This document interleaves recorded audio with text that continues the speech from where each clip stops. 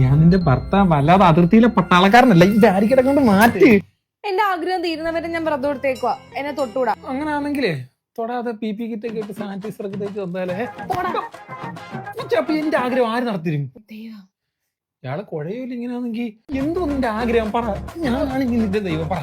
ഒരു കൊച്ചിനെ വേണം, അതുവരെ ഞാൻ വ്രതമായിരിക്കും. എന്തുവാണ് ഈ പറയുന്നത്? കൊച്ചുണ്ടാവാൻ വേണ്ടി വെറുതെ ഇരിക്കുന്ന തൊടാതെ എങ്ങനെ കൊച്ചുണ്ടാവും? കൊച്ചേ അതൊക്കെ ഉണ്ടാവും.